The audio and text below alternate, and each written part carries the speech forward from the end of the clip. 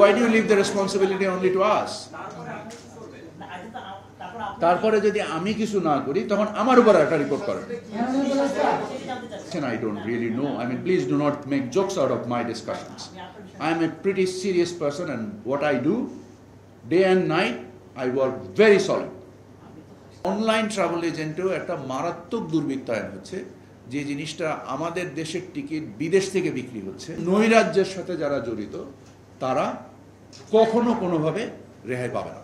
উচ্চ উচ্চারণেরা ওনারা বলেছেন যে একটা টিকিট দেখান যেটার দাম এত গুণ বেশি। আপনারা যে আমাদেরকে এরকম দোষারোপ করছেন, আমি যে দেখছি কোনো টিকিটের দামই নাই, আমি দেখাবো কোত্থেকে? ফ্লাইট এক্সপার্ট শুধু একা না, ওনার বাবার প্রতিষ্ঠান হচ্ছে মক্কা ট্রাভেলস। আমরা ধরতে পারিনি কথাটার বাস্তবতাটা হচ্ছে এই যে ওনার এই ঘটনাটা প্রকাশ্যে এসছে ওনারা পালিয়ে যাওয়ার পরে। তার আগে এই জিনিস আপনারাও প্রকাশিত করেননি বা অন্য কোনো মাধ্যমেও প্রকাশিত হয়নি। কারণ যখন ওনারা ওনাদের মানে যে প্রমিস যে টিকিট ডেলিভারির কথা ছিল, সেই টিকিটগুলো যখন ডেলিভারি না করেই উনি টাকা নিয়ে পালিয়ে চলে গিয়েছেন, এই বাণিজ্য তো চলছিলই, এই নৈরাজ্য চলছিলই। সো এই নৈরাজ্য উনি পালিয়ে যাওয়ার আগ পর্যন্ত এটা জানা যায়নি, কারণ এর আগে তো উনি হাজার হাজার কোটি টাকার টিকিট ডেলিভারি করেছেন। তো এর ফলে জানা যায়নি, এই জন্য তাকে ধরাও যায়নি। তৃতীয় যদি কোনো প্রশ্ন, তবে নিশ্চয়ই আমরা এটা ইন্টারপোল সহ আমাদের ওনাদের যে টাকা আয়টাতে এবং যে টাকা ব্যাংকিং সিস্টেমে আটকে দেওয়া সম্ভব হয়েছে, আমরা সেই টাকা আটকে দিয়েছি। আপনি বলছিলেন যে বিমানের টিকিট নিয়ে নৈরাজ্য চলছে, দাম অস্বাভাবিক মূল্য, সেই ক্ষেত্রে আপনারা কি ব্যবস্থা নিচ্ছেন? আর নৈরাজ্য কারা করছে, এরকম কোনো ট্রাভেল এজেন্সির তালিকা করেছেন কিনা? আমরা নিশ্চয়ই করেছি। আমরা আমাদের তদন্তের স্বার্থে এই সংখ্যাগুলোতে আমরা যাব না এই মুহূর্তে। আমার আলোচনায় প্রথমেই বলেছি যে আমরা একেবারে 360 ডিগ্রি অ্যাঙ্গেল বলতে যেটা বোঝায়, আমরা সামগ্রিকভাবে এই নৈরাজ্যকে থামাতে চাই, এবং এই উদ্দেশ্যে আমরা প্রথম আইন এবং এর সাথে অংশীজন আকারে যারা যারা এর সাথে সংশ্লিষ্ট এয়ার অপারেটার্স, যতগুলো এজেন্সি আছে, প্লেন এয়ারলাইন্স আছে বাংলাদেশে, এদের প্রত্যেকের সাথে আমরা বসেছি। বাংলাদেশের যতগুলো জেনারেল সেলিং এজেন্ট বা জিএসএ আছে তাদের প্রত্যেকের সাথে বসেছি। আটাবের প্রতিনিধিদের সাথে বসেছি। আপনারা জানেন যে আটাবের কমিটিকে ভেঙে ওখানে প্রশাসক নিয়োগ করা হয়েছে, এবং এই নৈরাজ্যকে মানে থামানোর জন্যই আপনাদের সহযোগিতার উদ্দেশ্যে আজকে আপনাদের সাথে কথা বলা। মূলত যেটা সচিব মহোদয় বললেন যে আমরা আপনাদের মাধ্যমে দেশবাসীকে জানাতে চাই, এবং আপনারাও যদি দয়া করে এটাতে একটু ফলো আপ নিউজ করেন, যে যার বিনিময়ে প্রত্যেকটা টিকিটে তার জন্য মূল্য লেখা থাকে এবং ট্রাভেল এজেন্টের নাম লেখা থাকে এবং তার নিবন্ধন নাম্বার লেখা থাকে। এই তিনটে জিনিস থাকলে আমরা যে তদারকির কাজটা করছি, আমরা যে সুপারভাইজারি যে স্ট্রাকচারটা করছি, এটা আমাদের জন্য অনেক বেশি সহায়ক হবে। সো এই ক্ষেত্রে আপনাদের ভূমিকা আমরা আশা করছি। আমরা তো চাই যে আগামীকাল থেকেই হোক, এবং আমার মনে হয় না যে বাংলাদেশের এয়ারলাইন্স, জিএসএ এবং ট্রাভেল এজেন্টরা একত্রিতভাবে এতগুলো বিষয়ের সম্মুখীন তাদের প্রতিষ্ঠাকাল থেকে আজ পর্যন্ত দেখেছে। এটা যদি আপনারা তাদের সাথে কথা বলেন তাহলে আপনারা অনুভূতিটা পাবেন। আর মূল্য নির্ধারিত হয় চাহিদা এবং সরবরাহের উপরে ভিত্তি করে। এই সমস্যাটার এই নৈরাজ্য বা এই দুর্বৃত্তায়নটা একদিনে হয়নি, এটা গত বহু বছর যাবতের একটা সম্মিলিত ফল। কিছু সাধু দুষ্টু মানুষ এটার সাথে সংশ্লিষ্ট, যারা এই নৈরাজ্য করার ভিতরে হাজার হাজার কোটি টাকা দেশ থেকে পাচার করেছে এবং এই দরিদ্র জনগোষ্ঠীকে একটা নিদারুণ কষ্ট দিয়েছে। আমরা এটাকে থামাতে চাই এবং আমরা অঙ্গীকারবদ্ধ। আমাদের প্রধান উপদেষ্টা এখানে যখন আমি হেঁটে আসছিলাম, উনি তখনও এই বিষয়ে স্পেসিফিক, উনি জানেন না যে আমাদের সাথে আজকে এই বিষয়ে আমরা কাজ করছি, এই বিষয়ে কিছু নির্দেশনা অলরেডি উনি আমাকে দিয়েছেন। সো আপনারা বুঝতে পারছেন যে সরকার প্রধান থেকে শুরু করে সকলে এই বিষয়ে একত্রিতভাবে কাজ করছে, এবং আমরা আশা করি যে আমরা যেহেতু জিনিসটাকে শুধু দুটো লোককে ধরে আমরা এই সমস্যার সমাধান করতে চাচ্ছি না, আমরা একদম সামগ্রিকভাবে সমস্যার সমাধান করতে যাচ্ছি। যখন এয়ার অপারেটরদের সাথে বসেছি, আমরা যখন জিএসএদের সাথে বসেছি, আমরা তিনটে কথা তাদেরকে বলেছি। একটা হচ্ছে যে what they think is the regulatory change necessary to, মানে একটা ফেয়ার কম্পিটিশন বাজারে আনার জন্য, এবং কি মাধ্যমে যদি সুপারভাইজারি স্ট্রাকচারটা, তাদের পরামর্শ আমরা শুনতে চাই, আমরা আমাদের কাজ করব, তাতে কোনো সমস্যা নেই, কারণ পরামর্শ তো নিতেই হবে আমাদেরকে। আর একটা হচ্ছে ভলেন্টারি কমপ্লায়েন্স, ওনারা নিজের তরফ থেকে নিজস্ব উদ্যোগে কি কমপ্লায়েন্স ওনারা মেনটেন করবেন, এই একটা শিডিউল আমরা জানতে চেয়েছি। আমরা এটা এয়ারলাইন্সের কাছে জানতে চেয়েছি, আমরা এটা জিএসের কাছে জানতে চেয়েছি, এবং আমরা এটা জানার পরে আমাদের যে তদন্ত চলমান রয়েছে, এই তদন্ত থেকে আমরা যেটা দেখতে পাচ্ছি যে শুধু যে ট্রাভেল এজেন্ট, মানে অফলাইন ট্রাভেল এজেন্ট না, অনলাইন ট্রাভেল এজেন্টেও একটা মারাত্মক দুর্বৃত্তায়ন হচ্ছে। যে জিনিসটা আমাদের দেশের টিকিট বিদেশ থেকে বিক্রি হচ্ছে, আমাদের দেশের টিকিট সৌদি আরব থেকে বিক্রি হচ্ছে, ইন্ডিয়া থেকে বিক্রি হচ্ছে, দুবাই থেকে বিক্রি হচ্ছে, এবং এই অনলাইনে এই টিকিট বিক্রি করে চাহিদা সরবরাহের যে ঘাটতি তৈরি করা হচ্ছে। এবং যেটা সচিব মহোদয় বললেন যে আমাদের নিবন্ধিত যে ট্রাভেল এজেন্ট আছে সম্ভবত 1000-5, অনিবন্ধিত আমাদের জানা মতে প্রায় 20,000-এর উপরে ট্রাভেল এজেন্ট আছে। এই পান দোকান থেকে শুরু করে বিভিন্ন জায়গায় এরা একটা কৃত্রিম সংকট তৈরি করে সকলে মিলে। এই একটা টিকিটের পিছনে যখন এতগুলো লোক ছুটে, এবং আমাদের তদন্তে আমরা দেখেছি যে যিনি ম্যান পাওয়ার বা এই ইয়ের ব্যবসা করেন, ওনার নিজের ট্রাভেল এজেন্সি আছে, উনি নিজে ম্যান পাওয়ারের ব্যবসা করেন, উনি নিজে এই হজ এজেন্সির ব্যবসা করেন। এই সকলের সমন্বিত একটা জায়গায় এসে, আমি নিজে যখন গতকাল আমি এবং সচিব মহোদয় যখন আমরা এয়ারপোর্টে যে বেশ কিছু প্যাসেঞ্জার যারা ওমরায় যাচ্ছেন, যারা মানে বিদেশে কর্ম উদ্দেশ্যে বিদেশে যাচ্ছেন, আমরা যখন দেখি টিকিটের মধ্যে কোনো মূল্য লেখা নেই, আমরা যখন জিজ্ঞেস করি টিকিট কত টাকা দিয়ে কিনেছেন, স্পষ্টভাবে বলতে পারেন না। কেন পারেন না? কারণ ওনারা জানেন এটা প্যাকেজ মূল্য, আমি এত টাকা দিয়ে বিদেশে যাচ্ছি।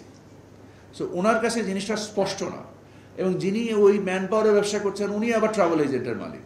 সো উনি হয়তো বলছেন যে ট্রাভেল এজেন্সি তোমার টিকিটের দাম বেড়েছে, এটা কতটুকু সত্য কতটুকু অসত্য আমরা নিজেরা জানি না, যতক্ষণ পর্যন্ত টিকিটের মূল্যটা টিকিটের মধ্যে লেখা না থাকবে। এবং আমরা যখন জিএসএদের সাথে কথা বলেছি, আমাদের সাথে স্পষ্ট উচ্চ উচ্চারণের ওনারা বলেছেন যে একটা টিকিট দেখান যেটার দাম এত গুণ বেশি। আপনারা যে আমাদেরকে এরকম দোষারোপ করছেন, আমি যে দেখছি কোনো টিকিটের দামই নাই, তা আমি দেখাবো কোত্থেকে? সো আপনাদের মাধ্যম দিয়ে আমি একটু বলতে চাই যে আপনারা এর সাথে যারা সংশ্লিষ্ট ট্রাভেল এজেন্সি, তাদেরকে বাধ্য করেন যে তারা, আমার মূল উদ্দেশ্য হচ্ছে আপনাদের সাথে আজকে কথা বলার এইটা, যে জন্য আপনাদের মাধ্যমে তারা এই সংবেদনশীলতা তৈরি হয়, যার বিনিময়ে টিকিটের মূল্য প্রত্যেকটা টিকিটে যেন লেখা থাকে।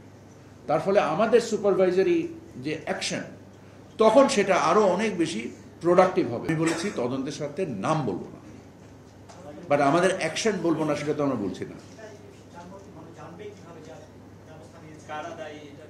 আপনারা দয়া করে এর সাথে যারা সংশ্লিষ্ট তাদের সাথে কথা বলে দেখেন যে ওনারা এটা উপলব্ধি করছেন কি করছেন না। এখানে বড় ছোট বলে কোনো কথা নেই, কথা হচ্ছে দুর্বৃত্ত এবং দুর্বৃত্ত না। যারা দুর্বৃত্ত না তাদের বিরুদ্ধে আমাদের কোনো ধরনেরই কোনো অবজেকশন নেই। সে দুর্বৃত্তদেরকে আপনারা প্রকাশ করেন, আমরা তো করবই, আপনারা সহযোগিতা করেন। আপনারা যখন অনুসন্ধানী সাংবাদিকতা করেন, তখন যেমন গত কয়েকদিন আগে মাছরাঙা টেলিভিশন এটার উপর একটা নিউজ করলো, আমরা এই নিউজটা নিয়ে নিজেরাই যখন আমি সচিব মহোদয়কে প্রথমে ফরওয়ার্ড করলাম নিউজটা করে, আমরা যখন অ্যানালিসিস করলাম, অ্যান্ড দেন আমরা বললাম যে ঠিক আছে ওই টিভি সাংবাদিককে ডাকেন, আমরা একটু জানার চেষ্টা করি। কারণ যখন আপনারা ব্রড লাইনে ভেগ বলেন, তখন আমরা তো বুঝতে পারি না, এতে জনগণের মধ্যে এক ধরনের মানে চাঞ্চল্য তৈরি হয়। কিন্তু এই তথ্য যখন মানে অ্যাকশনেবল না হয়, তখন অনেক সময় আমরা নিজেরাও বুঝতে পারি না যে আসলে করণীয়টা কি। সো আমরা যখন ওই ওই ওই আমি জানি না আমরা ওই সাংবাদিকের সাথে অলরেডি কথা বলেছি কিনা, মনিটরিংটা আমরা করবো, আপনারাও করবেন, সেই উদ্দেশ্যে আপনাদেরকে ডাকা। মাননীয় উপদেষ্টা একটু প্রশ্ন করি, সেটা হচ্ছে টিকিটের গায়ে মূল্য লেখা না থাকলে আপনারা কি জেল দিবেন না জরিমানা করবেন, কি সাজা দিবেন, কোনো অ্যানাউন্সমেন্ট আছে কিনা, কোনো আইন আছে কিনা এই বিষয়ে? হ্যাঁ, যদি না লিখলে কি হবে এটার ব্যাপারে স্পষ্ট আমি জানি না, আপনি যদি প্রশ্নটা জবাব দেন। আমাদের আইন প্রশ্নটি অ্যাড করতে, যেমন আজকে আপনারা এই ঘোষণাটা দিয়েছেন, আগামীকাল থেকে একটা এজেন্সিতে টিকিট এই জিনিসটা দেখেন, একজন প্যাসেঞ্জার পাশে কার কাছে অভিযোগ করবে অথবা আপনারা কিভাবে অ্যাকশনটা নিবেন? আচ্ছা, ভেরি গুড। আমরা গতকাল রাত 11টা পর্যন্ত এয়ারপোর্টে ছিলাম, আমরা মিটিং করেছি। আমরা ওখানে দেখেছি আমাদের 3 জন ম্যাজিস্ট্রেট আছেন। আমাদের মনে হয়েছে যে আমাদের ওখানে ম্যাজিস্ট্রেসি সংখ্যাগতভাবে বৃদ্ধি করতে হবে। আমরা সিদ্ধান্ত নিয়েছি আমরা ম্যাজিস্ট্রেটের সংখ্যা ওখানে বাড়িয়ে তাদেরকে কিছু স্পেসিফিক টাস্ক আমরা ওখানে দিয়েছি, যে প্রতিদিন আমি নাম্বারটা আপনাকে বলছি না, মানে স্বার্থে, নাহলে মানুষ যারা জেনে যাবে তারা জেনে যাবে যে আমি শুধু এত কটা টিকিট দেখতে বলেছি। কারণ আমাদের 1,30,00,000 প্যাসেঞ্জার বছরে যায়। সো আমরা তো যদি জনে জনে টিকিট দেখতে পারবো না। আমরা কিছু পার্টিকুলার ডেস্টিনেশন বলে দিয়েছি, যে ডেস্টিনেশনগুলোতে আমরা মনে করি যে এই গন্তব্যগুলোতেই নৈরাজ্যের সংখ্যা সবচেয়ে বেশি, সেটা আমরা জানি। এবং ওখান থেকে আমরা একটা ফিক্সড নাম্বার বলে দিয়েছি যে একজন ম্যাজিস্ট্রেট প্রতিদিন এই কয়টা টিকিট নিয়ে 4টা দাগে আমি বলে দিয়েছি আমাদেরকে প্রত্যেক দিন একটা করে রিপোর্ট করার জন্য। সো ওই রিপোর্টের বেসিসে আমরা আমাদের যে আইনি সক্ষমতা আছে তার পরিপূর্ণভাবে আমরা তার প্রয়োগ করব, সেটা যেই হোক। বিশেষ করে পল্টনে এখানে অভিযান ছিল, তো কারা টিকিটগুলো কেটে আমরা স্তূপ করে রেখে দেয়, যখন সিন্ডিকেটটা হয় স্তূপ করে রেখে দেয়, ওখানে গেলে ওইগুলো আপনি কোন টেলিভিশন থেকে? আমি আরটিভি থেকে। আচ্ছা, সো আপনি আপনার আরটিভিতে এটার উপর একটা অনুসন্ধান করে আমাদেরকে একটা রিপোর্ট করেন। সেটা না, সেটা হচ্ছে Why do you leave the responsibility only to us? তারপরে যদি আমি কিছু না করি তখন আমার উপর একটা রিপোর্ট করেন। বর্তমানে যারা অভিযোগটা জানাবো, কিভাবে জানাবো? আপনার রিপোর্টেই তো অভিযোগ। আপনি যখন মনে করেন যে আপনার রিপোর্টের পরে কোনো ব্যবস্থা হয়নি, তখন আপনি আমার উপর একটা রিপোর্ট করবেন। আমি একটু বলি যে সরি,